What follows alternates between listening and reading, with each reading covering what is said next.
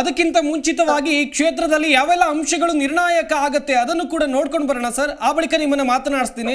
ಕಳೆದ 6 ಚುನಾವಣೆಯಿಂದ ಈ ಕ್ಷೇತ್ರವನ್ನ ಗಮನಿಸೋದಾದ್ರೆ ಶಾಮನೂರು ಫ್ಯಾಮಿಲಿ ಹಾಗೇನೆ GM ಸಿದ್ದೇಶ್ವರ್ ಅವರ ಕುಟುಂಬದ ನಡುವೆ ನೇರ ಕದನ ನಡೀತಾ ಇದೆ. ಅದರಲ್ಲೂ ಗಮನಿಸ್ತಾ ಹೋಗೋದಾದ್ರೆ 2 ದಶಕಗಳಿಂದ GM ಸಿದ್ದೇಶ್ವರ್ ಸತತವಾಗಿ 4 ಬಾರಿ ಗೆದ್ದಿದ್ದಾರೆ. ಈ 2 ಪ್ರತಿಷ್ಠಿತ ರಾಜಕೀಯ ಕುಟುಂಬಗಳ ನಡುವೆ ಜಿದ್ದಾಜಿದ್ದಿ ಎಷ್ಟರ ಮಟ್ಟಿಗಿದೆ ಅಂತ ಹೇಳಿದ್ರೆ ದೊಡ್ಡ ಮಟ್ಟಕ್ಕೆ ನಡೀತಾ ಇದೆ. ಲೋಕಸಭೆ ಚುನಾವಣೆಯಲ್ಲಿ ಮಾತ್ರ ಸತತವಾಗಿ ಶಾಮನೂರು ಕುಟುಂಬ GM ಸಿದ್ದೇಶ್ವರ್ ವಿರುದ್ಧ ಮಂಡಿಯೂರುತ್ತಲೇ ಬರಬೇಕಾಗಿದೆ. ಯಾಕಂತ ಹೇಳಿದ್ರೆ ಸಿದ್ದೇಶ್ವರ್ ಸತತವಾಗಿ ಗೆಲ್ತಾ ಇದ್ದಾರೆ. ಇವರ ಗೆಲುವಿನ ನಾಗಾಲೋಟಕ್ಕೆ ಬ್ರೇಕ್ ಹಾಕುವಂತ ಕೆಲಸವನ್ನ ಕಾಂಗ್ರೆಸ್ ಮಾಡುತ್ತಾ ಈ ಕ್ಷೇತ್ರದಲ್ಲಿ ಯಾವೆಲ್ಲ ಅಂಶಗಳು ನಿರ್ಣಾಯಕ ಆಗಬಹುದು ಈ ಬಾರಿಯ ಲೋಕಸಭೆ ಚುನಾವಣೆಯಲ್ಲಿ ಎನ್ನುವಂಥದ್ದು ಕೂಡ ವೆರಿ ಇಂಪಾರ್ಟೆಂಟ್ ಆಗುತ್ತೆ. ಹಾಗೇನೆ ಮತದಾರನಿಗೆ ಕನೆಕ್ಟಿಂಗ್ ಆಗುವಂತ ವಿಚಾರಗಳು, ಭದ್ರಾ ಮೇಲ್ದಂಡೆ ಯೋಜನೆ ಇನ್ನೂ ಕೂಡ ಆಗಿಲ್ಲ, ಕಾಮಗಾರಿ ತ್ವರಿತವಾಗಿ ಜಾರಿ ಮಾಡುವಂತ ಅಗತ್ಯ ಇದೆ. ದಾವಣಗೆರೆ ಚಿತ್ರದುರ್ಗ ಮೂಲಕ ನೇರ ರೈಲು ಯೋಜನೆ, ಹಾಗೆಯೇ ವಿಮಾನ ನಿಲ್ದಾಣ ಸ್ಥಾಪನೆ ಆಗಬೇಕು. ಫ್ಲೋರೈಡ್ ಯುಕ್ತ ನೀರಿನ ಗ್ರಾಮಗಳಲ್ಲಿ ಶುದ್ಧ ಕುಡಿಯುವ ನೀರನ್ನು ಪೂರೈಕೆ ಮಾಡಬೇಕು, ಕುಡಿಯೋಕೆ ನೀರು ಕೊಡಿ ಅಂತ ಸಾಕಷ್ಟು ಸಮಯಗಳಿಂದ ಕೇಳ್ಕೊಳ್ತಾ ಇದ್ದಾರೆ. ಆ ವ್ಯವಸ್ಥೆ ಇದುವರೆಗೂ ಕೂಡ ಆಗಿಲ್ಲ. ಇನ್ನುಳಿದಂತೆ ಜಿಲ್ಲೆಯಲ್ಲಿ ಶಾಂತಿಸಾಗರ ಅಭಿವೃದ್ಧಿಯನ್ನ ಮಾಡಿ ಪ್ರವಾಸಿ ತಾಣವನ್ನು ಮಾಡಬೇಕು, ಟೂರಿಸಂ ಡೆವಲಪ್ ಮಾಡಬೇಕು. ಹರಪ್ಪನಹಳ್ಳಿ ತಾಲೂಕಿನ ಜನರು ಗುಳೆ ಹೋಗ್ತಾ ಇದ್ದಾರೆ, ಅಲ್ಲಿ ಯಾವುದೇ ಕಾರ್ಖಾನೆಗಳಿಲ್ಲ. ಇಂಡಸ್ಟ್ರಿಗಳನ್ನು ಸ್ಥಾಪಿಸೋ ಮೂಲಕ ಅಲ್ಲಿನ ಜನರಿಗೆ ಉದ್ಯೋಗಾವಕಾಶವನ್ನು ಕೊಡಿಸಬೇಕು ಎನ್ನುವಂಥ ಒಂದು ದೊಡ್ಡ ಮಟ್ಟದ ಕೂಗು ಕೂಡ ಕೇಳಿ ಬರ್ತಾ ಇದೆ.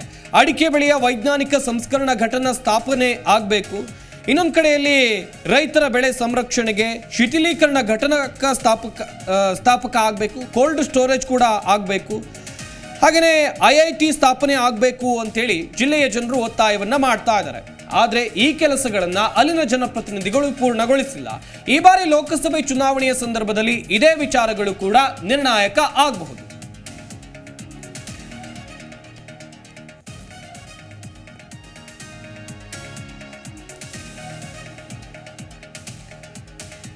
ಸಾಕಷ್ಟು ಸಮಸ್ಯೆಗಳಿವೆ, ಒಂದು ಪಕ್ಷದವರಂತ ಹೇಳಿ ಅಲ್ಲ.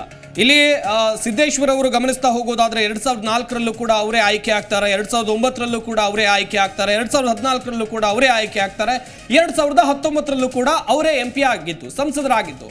ಹಾಗಾದ್ರೆ ಈ ಬಾರಿಯೂ ಕೂಡ ಅವರ ಕುಟುಂಬಕ್ಕೆ ಟಿಕೆಟ್ ಸಿಕ್ಕಿದೆ.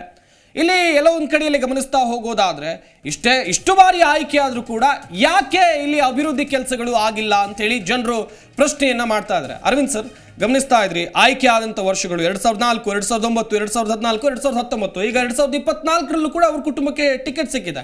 ಕ್ಷೇತ್ರದಲ್ಲಿ ಜ್ವಲಂತ ಸಮಸ್ಯೆಗಳಿವೆ ಸರ್. ಭದ್ರಾ ಮೇಲ್ದಂಡೆ ವಿಚಾರವಾಗಿ ಸಾಕಷ್ಟು ಬಾರಿ ದಾವಣಗೆರೆ ಬಂದ್ ಮಾಡಿದ್ರು, ರೈತರು ಕುಡಿಯೋಕೆ ನೀರಿಲ್ಲ ಅಂತ ಹೇಳ್ತಿದ್ದಾರೆ, ಕೈಗಾರಿಕೆಗಳು ಆಗಿಲ್ಲ. ಹಾಗಾದ್ರೆ ಸಂಸದರ ಸಾಧನೆ ಇಷ್ಟೇ ಸಾಕಾ ಅಂತ ಹೇಳಿ ಸರ್? ಡೆಫಿನೆಟ್ಲಿ ದಾವಣಗೆರೆ ಒಂದು ವೆರಿ ಹೈ ಪೊಟೆನ್ಷಿಯಲ್ ಇರುವಂಥ ಜಾಗ. ಎಸ್, ಸ್ಟ್ರಾಟಜಿಕಲಿ ವೆಲ್ ಪ್ಲೇಸ್ಡ್, ಅಂದರೆ ಒಂದು ಕರ್ನಾಟಕದ ಕಟ್ಟ ಮಧ್ಯದಲ್ಲಿ ಇರುವಂತಹ ಒಂದು ಭಾಗ. ಮ್ಯಾಂಚೆಸ್ಟರ್ ಅಂತಲೂ ಕೂಡ ಕರೀತಾರೆ. Exactly. And it was ಇಂಡಸ್ಟ್ರಿಯಲಿ developed way back. Okay 30 years before, in fact 40 years before ನೀವೇನು ಮ್ಯಾಂಚೆಸ್ಟರ್ ಅಂತ ಕರಿತೀರಾ, ಅದು ನಿಜವಾದ ಒಂದು ಜ್ವಲಂತವಾದ ಟ್ರೇಡಿಂಗ್ ಸೆಂಟರ್ ಆಗಿತ್ತು.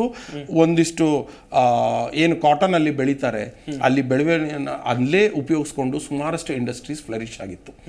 From there Bangalore and other cities use to get flooded with the cotton and related ಇದು ಗಾರ್ಮೆಂಟ್ಸ್ ಅಂಡ್ ರಿಲೇಟೆಡ್ ಫ್ಯಾಕ್ಟರೀಸಸ್. ಆದರೆ ಇವತ್ತಿಗೆ ಅದು ಕಡಿತ ಆಗಿದೆ and centrally placed, well connected. ನಿಜ ಸರ್. ಟ್ರೈನ್ ಇಂದ ಆಗಲಿ, ಬಸ್ ಕನೆಕ್ಟಿವಿಟಿ ಆಗಲಿ, ಎಲ್ಲದರಿಂದನೂ it was flourishing. But potential ತುಂಬ ಇದ್ರೂ ಕೂಡ ಸೋಷೋ ಎಕನಾಮಿಕ್ ಫ್ಯಾಕ್ಟರಲ್ಲಿ ಬದಲಾವಣೆ ಆಗಿರುವಂಥ ಪೊಟೆನ್ಷಿಯಲ್ ಇದ್ರೂ ಕೂಡ ಬದಲಾವಣೆ ಆಗದಿರುವಂಥ ಒಂದಿದು ಜಾಗ ಅಂತಂದರೆ ನಮಗೆ Davanagere.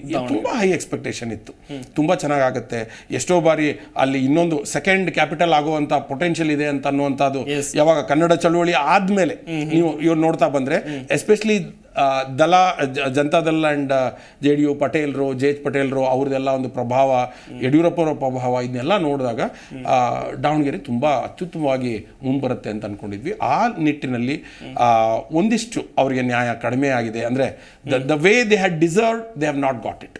That is for very sure. But ಆದರೆ calculation as far political things have been very settled. ಹಾಗಾಗಿ ಇವತ್ತು ಬದಲಾವಣೆ ಆಗುವಂಥ ಸಂದರ್ಭ ಅಂದರೆ ಓವರ್ ಆಲ್ ಕರ್ನಾಟಕದೊಂದು ಸ್ಟ್ರಕ್ಚರ್ ತಗೊಳ್ಳೋಣ ಆ್ಯಂಡ್ ದಾವಣಗೆರೆದು ಕಂಪೇರ್ ಮಾಡೋಣ. ದಾವಣಗೆರೆ ಅಂದರೆ because of the incumbent Congress government which is doing good with respect to guarantees and ಈ ರೀತಿ ಫುಲ್ ಫ್ಲೆಜ್ ಆಗಿ ಗೆದ್ದು ಬಂದಿರೋದ್ರಿಂದ ಒಂದಿಷ್ಟು MP ಸೀಟ್ನಲ್ಲಿ ಪ್ರಭಾವ ಬೀರಬಹುದು ಅಂತ ನಾವು ಅನ್ಕೊಂಡ್ರೆ, ಒಂದು 10% 20% ಪ್ರಭಾವ ಬೀರುತ್ತೆ ಅಂತಂದ್ರೆ, this is one of the constituency which is going to get benefited in a biggest possible way.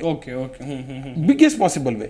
ಹಾಗಾಗಿ ಒಂದಿಷ್ಟು ಬದಲಾವಣೆಗಳು ಬರಬಹುದಾ, ಆ ಎಕ್ಸ್ಪೆರಿಮೆಂಟ್ ಆಗೋದಿದ್ರೆ ಇಲ್ಲೇ ಆಗುವಂತ ಒಂದು ಕ್ಷೇತ್ರ ಅಂತ ನಾನು ಹೇಳಕ್ ಇಷ್ಟ ಬಯಸ್ತೀನಿ. ಎಸ್ ಪುರಾಣಿಕ್ ಸರ್, ಇನ್ನೊಂದ್ ಕಡೆ ಗಮನಿಸ್ತಾ ಹೋಗೋದಾದ್ರೆ ಸಾಕಷ್ಟು ಅಭಿವೃದ್ಧಿ ಕೆಲಸಗಳು ಇಲ್ಲಿ ಆಗ್ಬೇಕು. ಕಾಂಗ್ರೆಸ್ನವರು ಇದ್ದಾರೆ, ಬಿಜೆಪಿಯವರು ಇದ್ದಾರೆ. ಇಲ್ಲಿ ಅವ್ರ ಮೇಲೆ ಇವ್ರು ಎತ್ತಾಕೋದು, ಇವ್ರ ಮೇಲೆ ಅವ್ರು ಎತ್ತಾಕೋದೇ ಆಯ್ತು ಹೊರತು ಜನರ ಸಮಸ್ಯೆ ಅಂತೂ ಬಗೆಹರಿದಿಲ್ಲ. ಇದಕ್ಕೆ ಕಾರಣ ಹುಡುಕ್ತಾ ಹೋಗೋದಾದ್ರೆ ಸರ್, ಪುರಾಣಿಕ್ ಸರ್ ಅನ್ಮ್ಯೂಟ್ ಮಾಡಿ ಮಾತಾಡಿ ಸರ್. ಪುರಾಣಿಕ್ ಸರ್, ನನ್ನ ಧ್ವನಿ ಕೇಳ್ತಿದ್ಯಾ?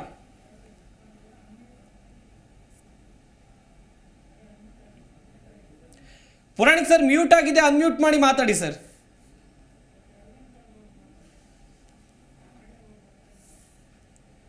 ಎಸ್ ಅರವಿಂದ್ ಸರ್ ಹೇಳ್ತಾ ಇನ್ನೊಂದು ವಿಚಾರ ನಾವು ಗಮನಿಸಬೇಕಾದ್ರೆ, ಇಂಥಲ್ಲಿ ಒಂದಿಷ್ಟು ಜೆ.ಎಚ್. ಪಟೇಲರ ಕುಟುಂಬರವ್ರದ್ದು, ಮಹಿಮಾ ಪಟೇಲರಾಗಲಿ ಇಲ್ಲದ್ರೆ ಅವರ ಅಭ್ಯರ್ಥಿಗಳಾಗಲಿ, ಜನತಾದಳ ಅವ್ರದ್ದು ಕೂಡ ಒಂದಿಷ್ಟು ಪ್ರಭಾವ ಇರುವಂಥ ಒಂದು ಜಾಗ ಇದ್ದರೂ ಕೂಡ ಅಲ್ಲಿ ನೋಬಡಿ ಹ್ಯಾಸ್ ಕಾನ್ಸಂಟ್ರೇಟೆಡ್. ಇವತ್ತಿಗೂ ಕೂಡ ಅಂದರೆ ಸಮ್ವೇರ್ ದ ಚಾಯ್ಸ್ ಅಂದರೆ ಒಂದು ಜನರಿಗೆ ಒಂದು ಚಾಯ್ಸ್ ಕೊಡಬೇಕಾಗಿತ್ತು, ಅದನ್ನ ಪೊಲಿಟಿಕಲ್ ಪಾರ್ಟೀಸ್ ಕೊಡ್ತಾ ಇಲ್ವೇನೋ ಅಂತ ಅನ್ಸುತ್ತೆ ನನಗೆ. ಯಾಕಂದ್ರೆ ಇಟ್ ಇಸ್ ಅ ಫೋರ್ಸ್ಡ್ ಒಂಥರ ಒಂದು ರೀತಿಯಿಂದ ಅವಕಾಶ ಇದೆ, ಆದರೆ ಅವ್ರಿಗೆ ಕ್ಯಾಂಡಿಡೇಟೇ ಇಲ್ಲ, ಆಪ್ಷನ್ಸೇ ಇಲ್ಲ ಅನ್ನುವಂಥ ಪರಿಸ್ಥಿತಿ ಇಲ್ಲಿ ಬಂದಿದೆ. ಸೊ ಹಾಗಾಗಿ ಇಟ್ ಈಸ್ 1:1 ಕಂಟೆಸ್ಟ್. ನೀವು ತುಂಬಾ ಸರಿಯಾಗಿ ಹೇಳಿದ್ರಿ, ಎರಡು ಪ್ರಭಾವಿ ಕುಟುಂಬದ ನಡುವಿನ ಜಿದ್ದಾಜಿದ್ದಿ. ಒಬ್ರು ರಿಟೈನ್ ಮಾಡ್ಕೋಬೇಕಂತಾರೆ, ಒಬ್ರು ಅದನ್ನ ನಾನು MLA ಆಲ್ರೆಡಿ ಸಾಧನೆ ಮಾಡಿದ್ದೀನಿ, ಈ ಸತಿ MP ಅಲ್ಲಿ ಅದನ್ನು ತೋರಿಸ್ಬಿಡ್ತೀನಿ ಅಂತ ಅನ್ನುವಂಥ ಒಂದು ಜಿದ್ದಾಜಿದ್ನಲ್ಲಿ. ಆದರೆ ಕ್ಯಾಂಡಿಡೇಟ್ಸ್ ಬದಲಾಗಿದ್ದಾರೆ. ಆದರೆ ಇವತ್ತು ಕಾಂಟ್ರಾಸ್ಟ್ ಹೆಂಗಾಗಿದೆ ನೋಡಿ, ಇದೇ JDS ಎಲ್ಲ ಓಟ್ಸು ನಮಗೆ ಕಾಂಗ್ರೆಸ್ ಪರವಾಗಿ ಹೋಗಿತ್ತು ಲಾಸ್ಟ್ ಟೈಮು, ಕರೆಕ್ಟ್ ಅಲ್ವಾ? ಆದರೆ ಈ ಬಾರಿ ನೋಡಿ ನೀವು, we can see that the same entity has come along with NDA. So ಹಾಗಾಗಿ ಸಂಪೂರ್ಣವಾಗಿ ಬದಲಾಗಿದೆ ಅಲ್ಲಿ, ಆದರೆ ಆಪ್ಷನ್ ಇಲ್ಲ. ಬೇರೆ ಯಾವುದೇ ರೀತಿಯ ಒಬ್ಬ ಪ್ರಭಾವಿ ಕ್ಯಾಂಡಿಡೇಟು ನಾನು ಚಾಲೆಂಜ್ ಮಾಡ್ತೀನಿ ಅನ್ನುವಂಥ ಒಬ್ಬ ವ್ಯಕ್ತಿ ಇಲ್ಲ, ಒಂದು ಪಾರ್ಟಿ ನಾನು ಮೊದಲಿಂದ ಕೆಲಸ ಮಾಡಿದ್ದೀನಿ, ನಾನು ನಿಂತ್ಕೊಳ್ತೀನಿ ಅನ್ನುವಂಥ ಎದೆ ತಟ್ಟಿ ನಿಂತ್ಕೊಳ್ಳುವಂಥ ಇನ್ನೊಂದು ಫ್ಯಾಮಿಲಿ, ಇನ್ನೊಂದು ಕುಟುಂಬ, ಇನ್ನೊಬ್ಬ ವ್ಯಕ್ತಿ, ಇನ್ನೊಬ್ಬ ಪಕ್ಷ ಅಲ್ಲಿ ಬರಲಿಲ್ಲ. ಹಾಗಾಗಿ ಇದು 1:1 ಕಂಟೆಸ್ಟ್ ಬರುತ್ತೆ. ಹಾಗಾಗಿ ನಾವು ಇನ್ನೊಂದು ಹೇಳೋದಂತಂದ್ರೆ, ಇವಾಗಿನ ಸರ್ಕಾರ ಏನು ಕೆಲಸ ಮಾಡ್ತಿದೆಯೋ ಇಲ್ಲ ಗ್ಯಾರಂಟಿ ಕೊಟ್ಬಿಟ್ಟು ಒಂದಿಷ್ಟು ಪ್ರಭಾವ ಬೀರಿದೀವಿ ಅಂತ ಹೇಳ್ತಾರೆ, ಅದು ತೋರಿಸ್ಕೋಬೇಕು ಅಂತಂದ್ರೆ this is the right place where they have to work. They have to show irrespective of anything, they have to show a big difference in Davanagere. ಇಲ್ಲದಿದ್ರೆ ಸಂಪೂರ್ಣ ಇದೊಂದು ಎಕ್ಸ್ಪೆರಿಮೆಂಟ್ ಇದ್ದ ಹಾಗೆ ಇಲ್ಲಿ ಆಗ್ತಾ ಇರೋದು ಸಂಪೂರ್ಣ ಕರ್ನಾಟಕದಲ್ಲಿ ನಾವು ಕಂಡು ಬರ್ಬೋದು. ಹಾಗಾಗಿ ಕಾಂಗ್ರೆಸ್ ಅವರಿಗೆ ಮಾತ್ರ ಇದು ತುಂಬಾ ಪ್ರತಿಷ್ಠಿತವಾದ ಮತ್ತು ಅವರಿಗೆ ಒಂದು ಟೆಸ್ಟ್ ಅಂಡ್ ಚಾಲೆಂಜ್ ಕೊಟ್ಟಿರುವಂತಹ ಒಂದು ಕ್ಷೇತ್ರ ಅಂದ್ರೆ ಇವತ್ತು ದಾವಣಗೆರೆ. ಒಂದು ಗುಡ್ ಬ್ಯಾಟಲ್ ನೋಡಬಹುದು ಈ ಬಾರಿ ದಾವಣಗೆರೆ. ಡೆಫಿನೆಟ್ಲಿ. ಆಮೇಲೆ ಈಗಲೂ ಅಲ್ಲಿ ಮಹಿಮಾ ಪಟೇಲ್ರ ಅಲ್ಲಿ ಈಗಲೂ ಅಡ್ಡಾಡ್ತಾ ಇದ್ದಾರೆ. ಜೆ.ಎಚ್. ಪಟೇಲ್ರವ್ರನ್ನ ನೆನ್ಪಿಟ್ಕೊಂಡಿರುವಂತ ಜನ ಈಗಲೂ ಇದ್ದಾರೆ. ಸೋಶೋ ಎಕನಾಮಿಕ್ ಚೇಂಜಸ್ ತುಂಬಾ ಏನು ಬಂದಿಲ್ಲ. ಮೊದಲಿನವ್ರನ್ನ ದಲ್ದವ್ರನ್ನ ಮರ್ತು ಬಿಡೋಣ, ಈಗ ಯಾರೋ ಇನ್ನೊಬ್ರು ಕೆಲಸ ಮಾಡಿಬಿಟ್ಟಿದ್ದಾರೆ ಅನ್ನುವಂಥ ಪ್ರಭಾವ ಎಲ್ಲೂ ಕಂಡಿಲ್ಲ. ಅಂದ್ರೆ ಇವತ್ತಿಗೂ ಆ ಎಸೆನ್ಸ್ ಆಫ್ ಓಲ್ಡ್ ಪಾಲಿಟಿಕ್ಸ್ ಈ still there in the Davanagere MP constituency and it can be rekindled. ಅದನ್ನ ವಾಪಸ್ ಯಾರಾದರೂ ಅದನ್ನ ಸರಿಯಾಗಿ ಕೆಲಸ ಮಾಡಿದ್ರೆ ಅದನ್ನ ನೆನಪಿಸಿ ಜನರಿಗೆ ಜಾಗೃತಿ ಕೊಂಡು ಅದನ್ನ ಏಕೀಕರಣ ಮಾಡುವಂತ ಸಾಧ್ಯತೆ ಇರುವಂತ ಕ್ಷೇತ್ರ ದಾವಣಗೆರೆ ಕ್ಷೇತ್ರ. ಎಸ್. ಇನ್ನೊಂದು ಕಡೆಯಲ್ಲಿ ಗಮನಿಸ್ತಾ ಹೋಗೋದಾದ್ರೆ ನಮ್ಮ ಪ್ರತಿನಿಧಿ ಕಲ್ಲೇಶ್ ಕೂಡ ಇದ್ದಾರೆ. ಕಲ್ಲೇಶ್, ನೀವು ಕೂಡ ಸಾಕಷ್ಟು ಗ್ರೌಂಡ್ ರಿಪೋರ್ಟ್ಗಳನ್ನ ನಡೆಸಿರ್ತೀರಿ, ಕ್ಷೇತ್ರವಾರು ಜನರನ್ನ ಮಾತನಾಡಿಸ್ತಾ ಇರ್ತೀರಿ. ಅವರ ನಾಡಿ ಮಿಡಿತ ಹೇಗಿದೆ ಅಂತೇಳಿ ಈ ಬಾರಿ? ಕಳೆದ 2 ದಿನಗಳಿಂದನೂ ಸಹ ರಾಜಕೀಯದಲ್ಲಿ ಸಾಕಷ್ಟು ಬದಲಾವಣೆ ಆಗಿದೆ ಅಂತಾನೆ ಹೇಳ್ಬೋದು. ಬಿಜೆಪಿಯಲ್ಲಿ ಏನೋ ಭಿನ್ನಮತೀಯರಿದ್ದರು, ಇವರೆಲ್ಲರೂ ಸಹ ಇದೀಗ ಶಕ್ತಿ ಪ್ರದರ್ಶನ ಮಾಡಿ ನಾವು ಈ ಬಾರಿ ಬಿಜೆಪಿ ಪಕ್ಷವನ್ನ ಗೆಲ್ಲಿಸಲೇಬೇಕಂತ ಹೇಳಿ ಒಂದಾಗಿ ಹೋರಾಟವನ್ನ ಮಾಡ್ತಿದ್ದಾರೆ. ಒಳಗಡೆ ಸಾಕಷ್ಟು ಅಸಮಾಧಾನ ಇದ್ರೂ ಸಹ ಅವರು ಪಕ್ಷದ ಪರವಾಗಿ ಕೆಲಸ ಮಾಡಬೇಕು, ನಾಳೆ ಹೈಕಮಾಂಡ್ ನಮ್ಮ ವಿರುದ್ಧ ಶಿಸ್ತು ಕ್ರಮ ಕೈಗೊಳ್ಳಬಹುದರಿಂದ ಭಯದಿಂದನೂ ಒಟ್ಟು ಬಿಜೆಪಿಯನ್ನ ಗೆಲ್ಲಿಸಬೇಕು ಅಂತ ಹೇಳಿ ರೇಣುಕಾಚಾರ್ಯ ಆಗಿರ್ಬೋದು ಮತ್ತು ಎಸ್ ಎ ರವೀಂದ್ರನಾಥ್ ಅವರು ಮತ್ತು ಜಿ ಎಂ ಸಿದ್ದೇಶ್ವರ ಅವರ ಕುಟುಂಬ ಅಷ್ಟೂ ಸಹ ಒಂದಾಗಿ ಒಂದು ಪ್ರಚಾರವನ್ನ ಆರಂಭಿಸಿರ್ತಕ್ಕಂಥದ್ದು. ಈ ಮೊದಲು ಏನಾಗಿತ್ತಂದ್ರೆ ಕಾಂಗ್ರೆಸ್ ಅಭ್ಯರ್ಥಿ ಪ್ರಭಾ ಮಲ್ಲಿಕಾರ್ಜುನ್ ಅಂತ ಹೇಳಿ ಸಾಕಷ್ಟು ಜನರು ನಿರೀಕ್ಷೆಯಂತೆ ಟಿಕೆಟ್ ಕೊಟ್ಟಿರುವ ಕಾರಣ ಗೆದ್ದೇ ಗೆಲ್ತಾರೆ ಅಂತ ಒಂದು ನಂಬಿಕೆ ಇತ್ತು. ಆದ್ರೆ ಕಳೆದ 2 ದಿನಗಳಿಂದ ಬಿಜೆಪಿ ಅವರು ಏನು ಕ್ಷೇತ್ರದಲ್ಲಿ ಸಂಚಾರ ಮಾಡ್ತಿರ್ಬೋದು ಮತ್ತು ಎಲ್ಲಾ ಪಕ್ಷದ ಮುಖಂಡರು ಹಾಗೂ ಕಾರ್ಯಕರ್ತರು ಸ್ವಯಂ ಪ್ರೇರಿತವಾಗಿ ಇಲ್ಲಿ ಸಂಘಟನೆಯನ್ನ ಮಾಡ್ತಾ ಇದ್ದಾರೆ. ಹೀಗಾಗಿ ಎರಡೂ ಪಕ್ಷಗಳಲ್ಲೂ ಸಹ ಸಾಕಷ್ಟು ಜಿದ್ದಿ ಇದೆ ಅಂತಾನೆ ಹೇಳ್ಬೋದು. ಇನ್ನು ದಿನ ಕಳೆದಂತೆ ಈ ರಾಜಕೀಯ ಬೆಳವಣಿಗೆಗಳು ಸಾಕಷ್ಟು ಒಂದು ಕಾಂಗ್ರೆಸ್ ಮತ್ತು ಬಿಜೆಪಿ ನಡುವೆ ಗೆಲ್ಲಲು ಸಾಕಷ್ಟು ಪೈಪೋಟಿ ಇದೆ ಅಂತಾನೆ ಹೇಳ್ಬೋದು. ಯಾಕಂದ್ರೆ ನಾವು ಅಂದುಕೊಂಡಷ್ಟು ಸುಲಭ ಈ ಕ್ಷೇತ್ರ ಇಲ್ಲ. ಈ ಮೊದಲು ಕಾಂಗ್ರೆಸ್ 8 ವಿಧಾನಸಭಾ ಕ್ಷೇತ್ರಗಳಲ್ಲಿ 6 ವಿಧಾನಸಭಾ ಕ್ಷೇತ್ರದಲ್ಲೂ ಸಹ ಕಾಂಗ್ರೆಸ್ ಗೆದ್ದಿದ್ದರೂ ಸಹ ಕೆಲವು ಅಲ್ಲೂ ಸ್ಥಳೀಯ ಶಾಸಕರ ಅಸಮಾಧಾನ ಮತ್ತು ಪಕ್ಷದ ಕಾರ್ಯಕರ್ತರನ್ನ ನೆಗ್ಲೆಕ್ಟ್ ಮಾಡಿರ್ತಕ್ಕಂಥದ್ದು, ಈ ರೀತಿಯಾಗಿ ಸಾಕಷ್ಟು ತಳಮಟ್ಟದ ಕಾರ್ಯಕರ್ತರಿಗೆ ಅಸಮಾಧಾನ ಇದೆ ಗೆದ್ದಂತ ಕಾಂಗ್ರೆಸ್ ಶಾಸಕರ ಕ್ಷೇತ್ರಗಳಲ್ಲಿ. ಇಂಥ ವಿಚಾರಗಳು ಸಹ ಕಾಂಗ್ರೆಸ್ ಪಕ್ಷಕ್ಕೆ ಒಂದು ತಲೆನೋವಾಗಿದೆ ಮತ್ತು ಬಿಜೆಪಿ ಪಕ್ಷ ಮೋದಿ ಯಸ್ಸು ಮತ್ತು ಅಭಿವೃದ್ಧಿ ಯಸ್ಸನ್ನ ಮುಂದಿಟ್ಕೊಂಡು ಈ ಬಾರಿಯೂ ಸಹ ಚುನಾವಣೆಯನ್ನ ಎದುರಿಸ್ತಾ ಇದೆ.